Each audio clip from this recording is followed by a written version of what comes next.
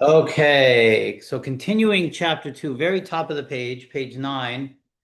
So in this chapter, the Alter Rebbe is discussing the second soul of the Jew. In chapter 1, we spoke about the Nefesh Habahamis, the what the Alter Rebbe calls the animal soul, because this is our animalistic consciousness. This is the consciousness that we share with every human being and ultimately with every animal as well. And that is our egocentric consciousness, the focus on self. Like every animal is focused on self. Now, the human being has the capacity to transcend that focus on self because the animal soul is made up of two layers. On one hand, it's made up of klippas, these shells, these husks that conceal godliness. And because of that, the animal soul is a force of whatever negativity we have within us, that it's ultimately sourced in this animal consciousness. But also, it's what the Alter Rebbe calls klippas noga. It's also filled with godliness and with light as well. And so, therefore, the good attributes of our nature are also part of that animal soul. And that's the soul that's sort of our default consciousness. That's our default nature. That's our default motivating factor. And then we have this second soul, the Nefesh Elokis, the godly soul. That is unique to Klal Yisrael. And the godly soul, the Alter Rebbe describes, is a chelik Elokah mimal mamish, literally a piece of the infinite, a piece of Hashem that he places within each and every one of us. And this soul yearns for one thing. It yearns for transcendence. It yearns to connect, to connect to its creator, to connect to its source. It yearns for purpose. It yearns for meaning. Whereas the animal soul yearns for pleasure, comfort, all the things that we selfishly want for our physical bodies. And so, and these two souls have sort of, like as I mentioned last week, have this sort of Israel-Rome relationship, as the Talmud describes. Zekam v'zen neifel. One is the more empowered and stronger one becomes, the weaker the other becomes. So our default setting, again, this is just review of what we mentioned last week. Our default setting is our natural or animalistic, our nefesh hachayunis, whatever you want to call it. That is the forefront of our consciousness. And buried deep within it, lying dormant, is this godly consciousness that yearns for connection, transcendence, purpose, meaning, etc. These two souls are in a constant state of tension because the way that each one of them yearns and desires to manifest and express itself outwardly. The problem with that is that the only way that the soul can outwardly express itself is through the body, is through the intermediary of the body. It's really through the thought, speech, and action of the body. That's how the soul expresses itself, through our thoughts, through our speech, and through our action. So these two souls can't both be holding onto the steering wheel because they're both driving in different directions. One is driving towards selfishness, not even negative selfishness. There's positive selfishness as well. It's motivated by what makes me feel good. And the other is motivated by what does Hashem want from me? What is my purpose? What is my meaning? Why am I here? And so those two motivations are not always steering the ship in the same direction. And so each one of these consciousnesses or forces within us, only one of them can hold on to the steering wheel of the human consciousness at any given moment in time. So therefore, by definition, one is controlling us and one is dormant. So, as I said, our default setting is for most of us, our animalistic soul is the forefront of our consciousness. And we have to work to activate and arouse and awaken this godly force within me. Now, we all have moments where we experience godly consciousness, where that godliness actually feels, I feel connected. And sometimes this is through spiritual experiences, coming into shul and kol nidre, or ne'ilah. We all feel that, right? You don't have to be a spiritual giant like my wife, to feel the Kedusha on Kol Nidre. You could be like a person like me that's not so in tune and in touch spiritually, and yet you walk in the Shul and Kol Nidre and you feel it. Your godly soul is in the forefront of your consciousness. But it usually then just reverts back. So the question is, how can we, and is there a way that we can actually make a real paradigm shift so that we have more moments in time where our godly soul is the forefront of our consciousness, where that's the stronger force within me, and my sort of natural or selfish or egocentric or animalistic consciousness is weakened. And how can I do that on a consistent level?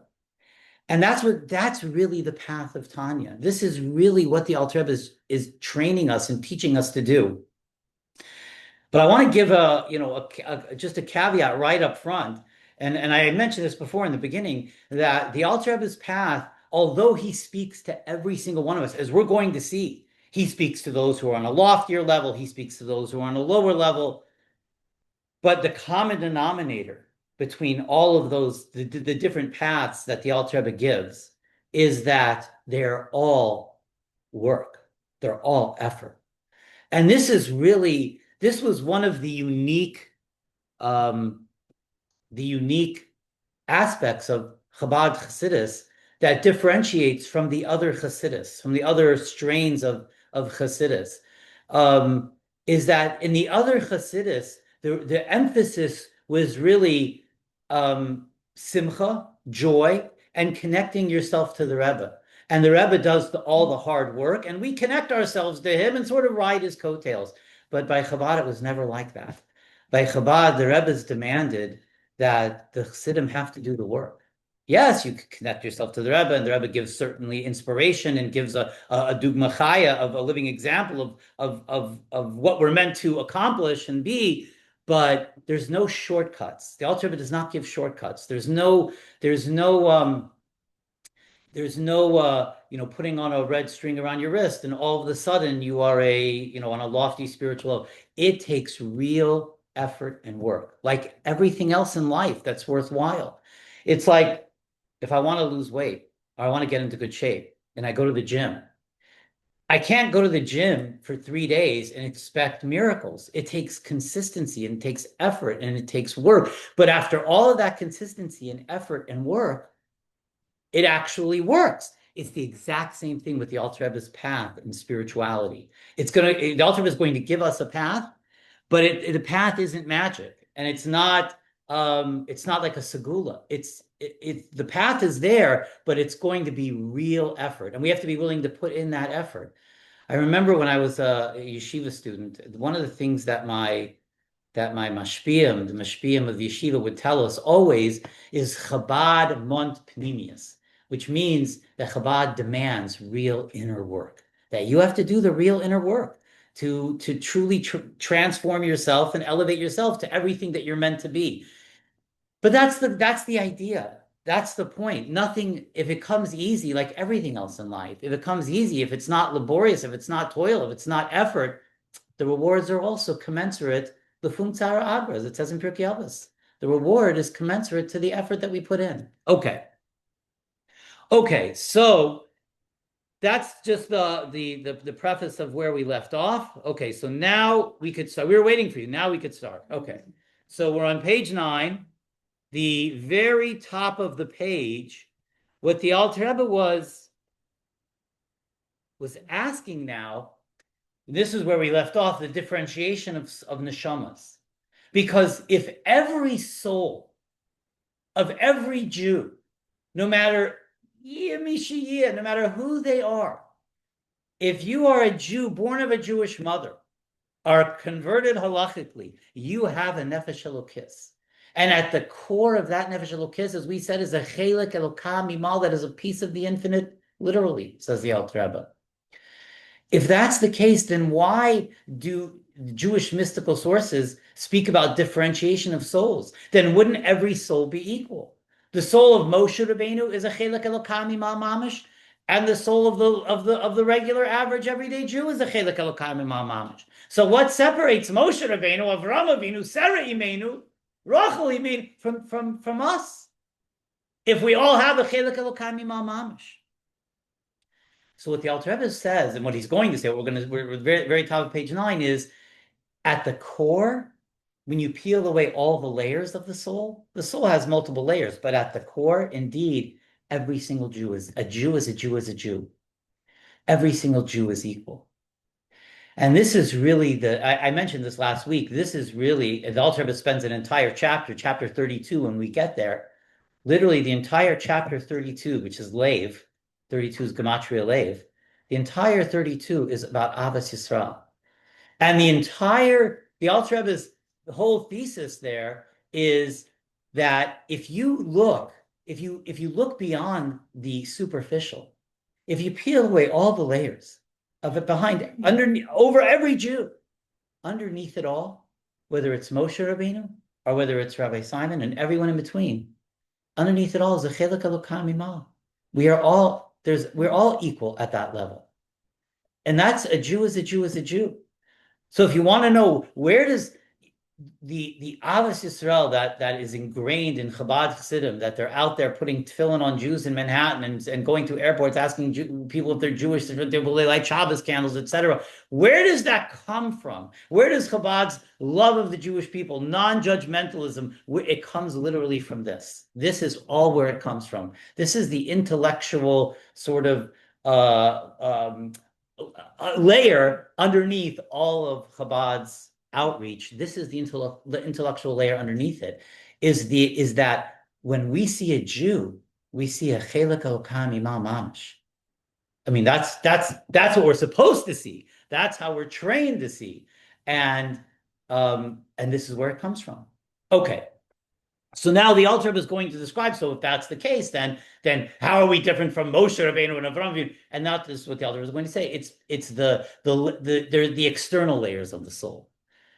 There, at the external layers of the soul, there's loftier and there's lesser. There's souls that are more conducive to kedusha because their external layering is on a much higher level. And then there are those souls their external layers are from a lower level, and they're more prone towards physicality and less prone towards spirituality. So, and sometimes if those lower neshamas are really, really blessed and really lucky, they marry a higher neshama. And I speak from personal experience there. Okay. So, yeah.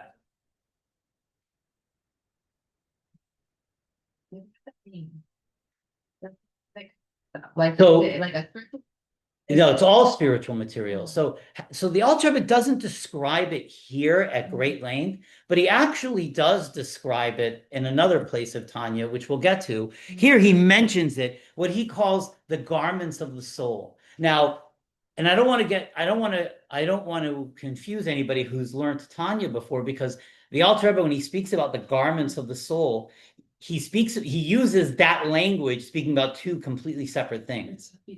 Exactly. So on one hand, there's the thought, speech, and action that he uses the terms levushim because the soul encloses itself in our thought, in our speech, in our action. But that's not what he's talking about here when he uses levushim. There's also an actual part of the soul itself. That what does the soul do in Gan Eden? What is the soul doing in Gan Eden? Basically, Gan Eden, the soul is learning Torah. The soul is experiencing godly revelation in Gan Eden. In order to filter that godly revelation, now, Gan Eden itself is a whole myriad of levels. There's infinite levels of Gan Eden. Each level is just simply a higher revelation of godliness as you go loftier in Gan Eden. That's why when we speak about a yahrzeit, we say we wish a person aliyas haneshama. That's exactly what happens at every yahrzeit. At every yahrzeit, and in other occasions as well, based upon, when we do things for the neshama, that also gives the neshama an aliyas haneshama. And that means a new boost, a new elevation to a new level of godly revelation, and which is incredibly pleasurable, a pleasurable experience for the soul. So in order for the soul to access this godly revelation, it accesses it through what the Alter Rebbe calls garments. This is again some spiritual sort of material that enables the soul to take the godly light, the godly revelation, and incorporate it. And these at this garment level, which is part of the soul, at this garment level, there's differentiation. There's loftier garments that could absorb much loftier godliness, and then there's lower garments that could absorb much lower godliness, etc. So I just want to mention, I did not mention this on the recording in the beginning, but the shiur today is sponsored by Ilui Nishmas Shmuel Chaim Ben Don Varachel, whose his first yahrzeit is today, so he should have an Aliyas Hanashama in the schluss of our shiur. Huh? Recording here? Yeah. So yeah. Moving to see this so do. Yeah. And they are able to understand like this concept on a deep level. Yeah. So they're seeing like more like the core versus like the garments. You know, I would say it's hard for me to say because no big shocker, I'm not at that level. I don't see souls. So I don't know what tzaddikim see, but I would assume that if they're able to see the core, they're able to see the garments also. I mean, they could see, tzaddikim are not bound by the same, parameters of physicality that we are bound by because they're in tune with their neshamas. So they're loftier and I guess depends on the study and depends on the situation. absolutely. There's madrigas of tzaddikim as well, 100%. Okay, so this is what the Alter Rebbe is talking about now. So again, let's go back to the top of page 9. So we know, very first line. He says, "Kamay gadol milos neshamas ha'avos v'Moshe Rabbeinu ol v'shalom al neshamas dereseinu elu deikva de'mashiach." So we know that there's that Jewish mystical works speak about differentiation of souls. You have the lofty souls of Moshe Rabbeinu, the avos and the imais, and then you have the souls of our generation, the generation of Mashiach, the final generation. That's our generation. And the Alter Rebbe wrote this in the 1700s, so we're overdue. We are overdue. So, and the further we get from Sinai, the Alter Rebbe speaks about Yeridus Adoris in his generation, but obviously the further we get from the Sinai revelation, the Yerida is further and further, as we see, huh? The descent of the souls are the greater descent the further we get from the revelation at Har Sinai. Okay, thanks. So we see there's differentiation. We have the neshamas of the avos and Moshe Rabbeinu al neshamas dereseinu elu deikva de'mashiach shehem bechinas akvayim mamish. We are like the heels of the body. The Klal Yisrael is one kuma shlema. We're all one organism, one body. So the great tzaddikim, they are the moyach and the reish, and we are the akvayim. We are the heels of the body. So there's clearly differentiation of souls. V'chein b'chal dor v'dor yash roshi alpha Yisrael. And so too in every generation, there is the spiritual, godly tzaddikim in every generation. This is, again, I think our generation is really a dor yasam. Like in every generation previously, we had incredible tzaddikim. Who do we have today? I mean, they're there, but not in the same revealed way that we used to have. We are literally the generation before Mashiach. We don't even have an obvious tzaddik hador anymore. So we're really, this is just parenthetical, but when you think about it, what generation ever existed without some level of great spiritual tzaddik who was at least spiritually leading that generation? I feel like they're discovered after the fact, like Rabbi Sachs. Jonathan Sachs, yeah.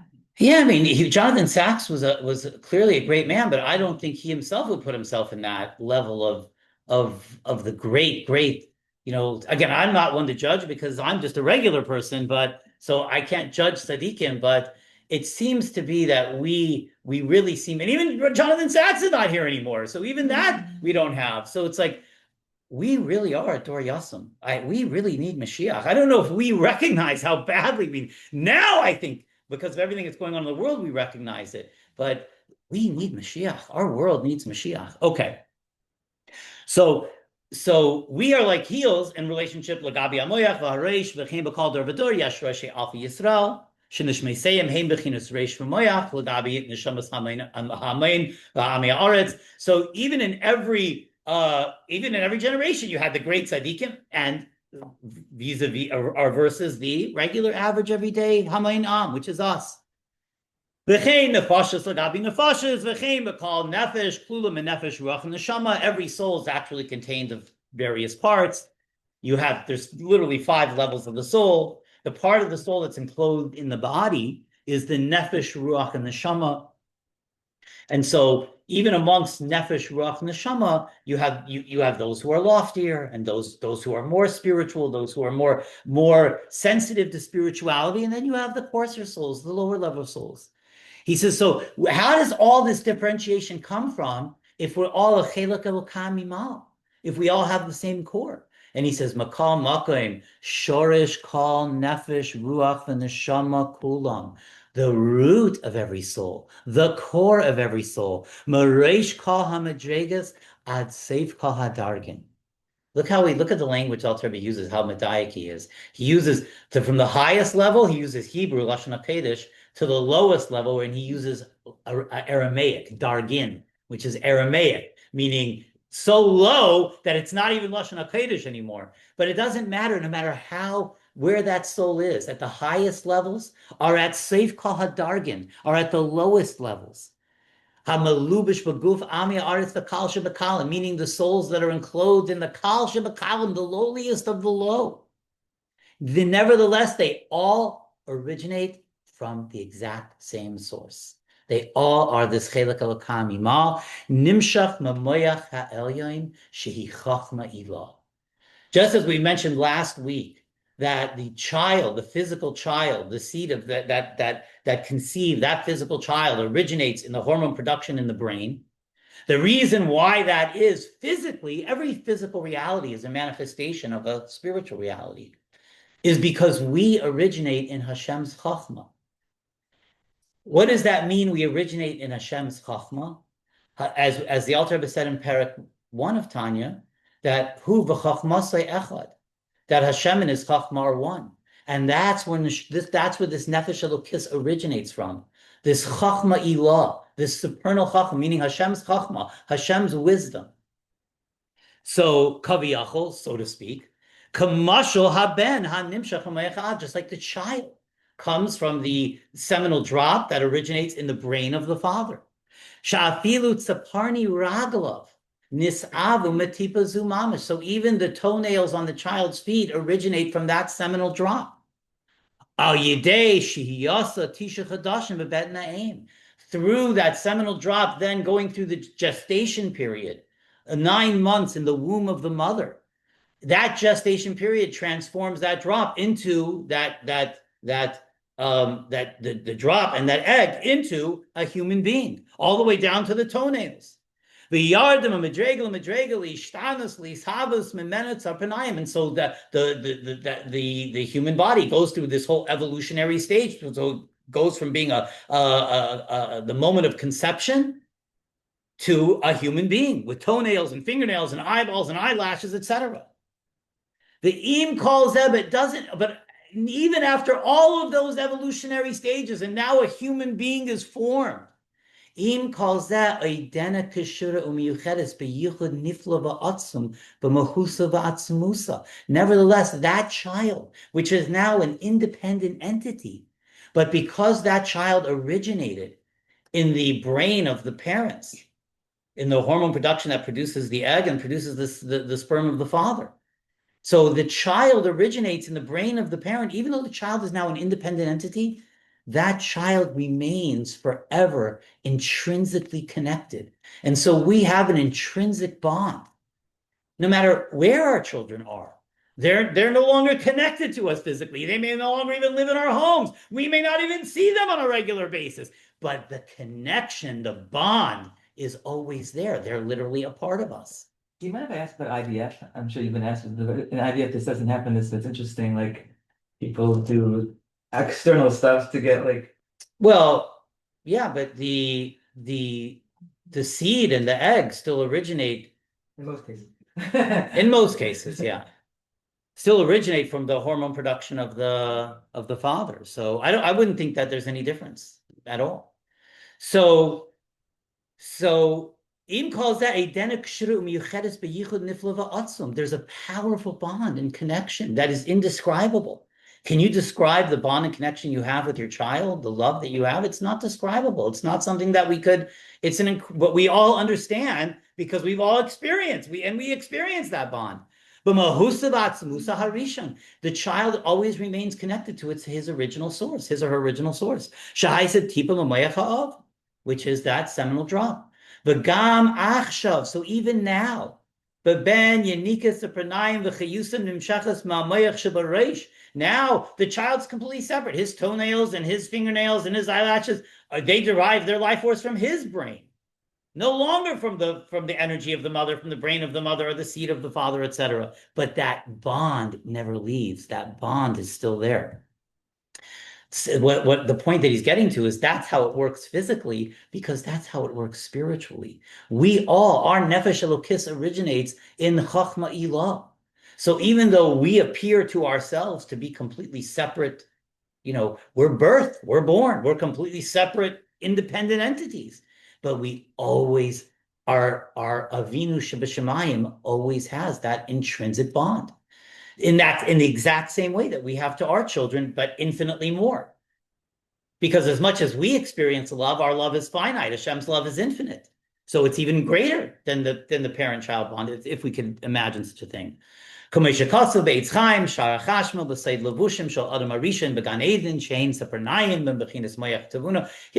a whole Kabbalistic just side point, which I'm not going to get into. But here he says, it's interesting, he's speaking about nails. He says, Adam Arishon's garment in Gan Eden was a translucent garment that looked like fingernails. That's the garment that he wore in Gan Eden. That it had and whatever Kabbalistically, there's a whole Kabbalistic explanation behind that, etc. But that's not the point that the author was trying to get to. It's just a parenthetical. He says, so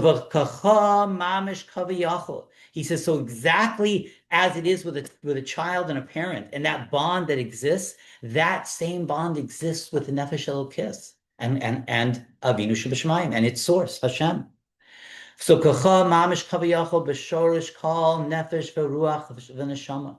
When you peel away all the layers of the soul and you get to the very core, shel klolos Yisrael l'mayler b'yiritasa mimedrega l'medrega al yidei ishtalshlus ha'elamus atzilus bria yitzira asiyah. He says the soul goes through this whole spiritual descent through all the worlds. There's a whole 4-world system, which we didn't even get into yet, but you have the Ein Sof, the infinite light of Hashem, and then you have 4 worlds that are basically a descent of godly light. And these are the worlds of Gan Eden, the Malachim, etc. And every world, as the worlds descend, the light gets diminished and diminished until Elam Hasiyah Hagashmi, until our physical world, where the light is completely diminished to the point that we don't even see the light. So the point is the neshama travels through all of this. Mechachmasa yisborech. But it all originates. For the neshama to come down to Elam Hazeh Gashmi, it goes through all these worlds. But it all originates mechachmasa yisborech. The soul originates in Hashem's chachma. K'diksiv kulam b'chachma sisa nis'ava memenen nefesh v'ruach v'neshama shalami ha'aretz v'chusia erech. He says, and then ultimately the external layers are created as well at the lower levels of godliness. The Im calls that, and so this piece of the infinite is enclosed in these external layers of the soul. Then they travel down into this world and enclose themselves in an animal soul and in a physical body. And it's against the soul's will. The Nefesh Elokis does not want to come down into an animal soul and into a body. It would much rather stay and bask in Gan Eden. So why does it come down? What's the point? Why not stay and bask in Gan Eden, in godliness? And the reason is because wherever that neshama, there's multiple reasons, but one of the reasons is that wherever that neshama is in Gan Eden isn't its final station. It's meant to experience a much higher level in Gan Eden. But the neshama can only move one stage at a time in Gan Eden. The only way for it to have a real quantum leap upwards is to descend first into Elam Hazeh. And then through descending into Elam Hazeh, through descending into the darkness and battling for its spiritual integrity and holding on to its spiritual integrity and living a life of godliness, of notwithstanding the stresses of the physical world and fulfilling its purpose in creation, the soul achieves a quantum leap to a much higher station in Gan Eden than it ever was able to achieve on its own. So that's one of the reasons why it's Yerida L'Tzorech Aliyah. That is one of the reasons why the neshama comes down, as well as the neshama has various shlichus and missions, purposes here as well. Can I ask you to review for 1 second? Yeah. I understand. Okay. You're talking about the connection that the child and the parents have intrinsically. Yeah. Right, because we know very often people give you advice, even if you're not with your children, you can send them this energy of. Absolutely. So, you're saying that the thoughts of the person are so connected to godliness that that seed is also No. like. No. Yeah, okay, no. so just. No. So what I'm saying is this, that the child originates in the mind of the parents, right? And so even after the child is born in a separate entity, we still have that incredible bond, because in a very real way, that child is a part of us, right? Not just physically, but even spiritually. There's a connection there. There's a bond there that just transcends just physicality, because the child originates from our minds. We, all of us, the entirety of Klal Yisrael, all originate in the Chachma of Hashem. So all I'm saying is the bond is parallel between child and parent, us and Hashem. There's that same bond, because we come from Hashem's Chachma, which is Hu v'Chachma Echad, his essence. We all are part of his essence. So Chachma is Hashem's wisdom. So we all have this essence of Hashem embedded within us. So we have this incredible bond and attachment that Hashem feels towards us, and that if we access our godly soul and its emotions, we feel as well towards Hashem. But because that godly soul is buried and dormant, we don't necessarily always feel it consciously. But if we would somehow learn how to access that godly soul, go through that shift where the godly soul becomes our consciousness, then we would feel that same bond as well. And that's all I'm saying. So I'm just saying the Thought, the part of us that is, right, you're a child, it's not the part of us anyway, that's part of the nefesh, right? yeah. So the thought is also part of our Chelek Elokam Ma'am. So it's a different. I would say our Chelek Elokam Imal transcends our thoughts. Rachel, you learned too much Tanya, so you're jumping ahead. But yeah, I know where you're going, and I know what you're thinking. So yes, our thoughts are incredibly powerful, but our Chelek Elokah, are that portion of the infinite that transcends even the power of our thoughts. Now that manifests itself. How does that Chelek Elokah manifest itself and express itself? It could be through our thoughts and our speech and our action, but on its own, it's essentially, it transcends our thought, speech, and action. It's literally a part of the infinite. Our thoughts are finite. Our speech is finite. The Chelek Elokah is literally a portion of the infinite enclosed within us.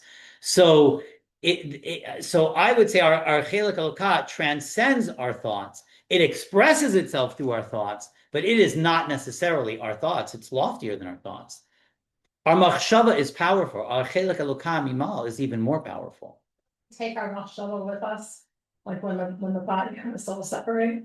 In other words, you're still thinking those thoughts, and what you've made yourself here in this world. Well, yeah, the power to think. Thoughts that you take with you. Absolutely. The power to think is a soul power. 100%. All our powers are soul powers. The power to think is an absolute soul power. The soul thinks. And that power of thought encloses itself in the mind. The power of thought, however, is so much greater than how we utilize it. The soul utilizes it on a much greater level even, because it's not finite any longer when it leaves the body. It's not, at least it's not finite at the level that the body is. Okay, so I don't know if if I'm answering your question or not, but all he's trying to do here is parallel the child parent unity that we all relate to and understand, and he's trying to give us a parable that we can understand in relationship to God's unity with us.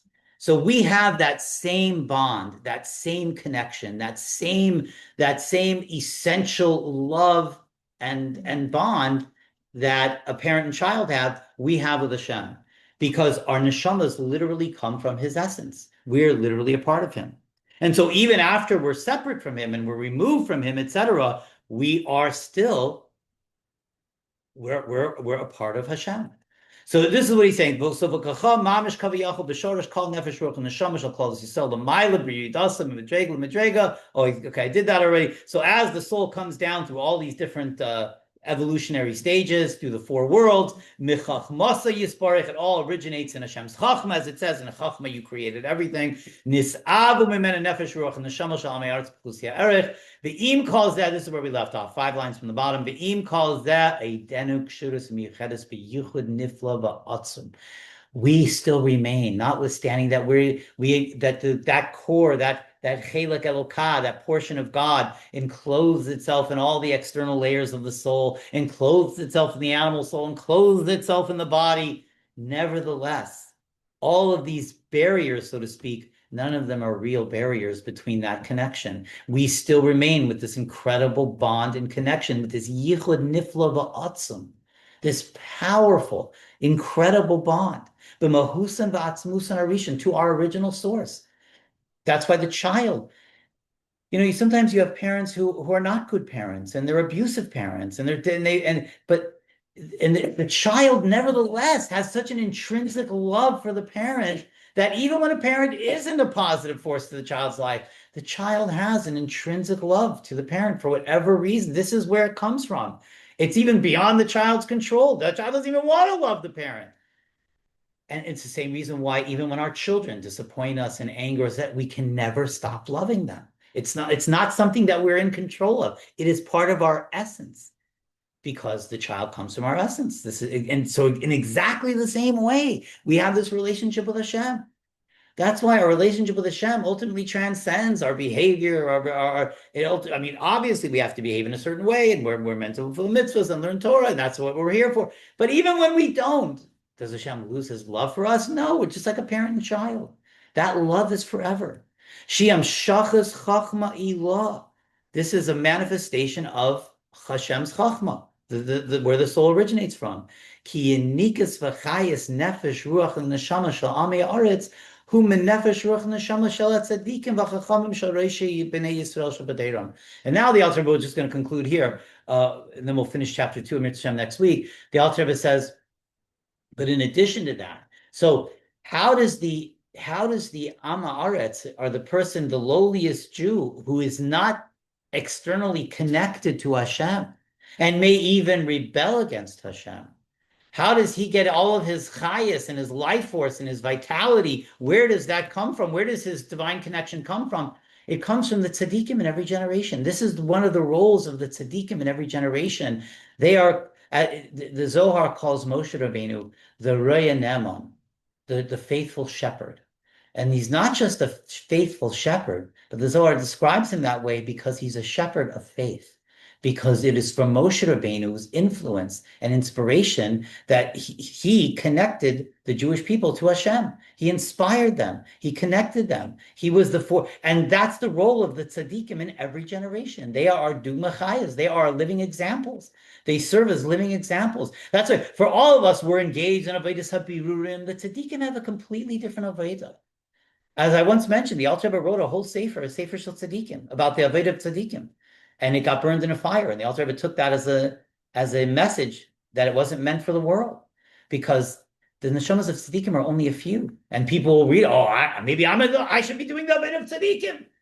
No, for most of us, we're the Aveda the Beinoni, but the Tzaddik's Aveda is exactly this. His Aveda is to shepherd faith to the Jewish people, to inspire, to lead, to bring us and connect us to Hashem. Now we have our obviously every one of us has our own independent connection with Hashem. We don't need any intermediaries for that. But what we do need are leaders to inspire us, to help us, to encourage us, and to give us that inspiration and empower that connection. And that's the role of the tzaddikim. Okay, so we'll stop here. Mitzvah Hashem will continue chapter 2, the Nefesh Elokis.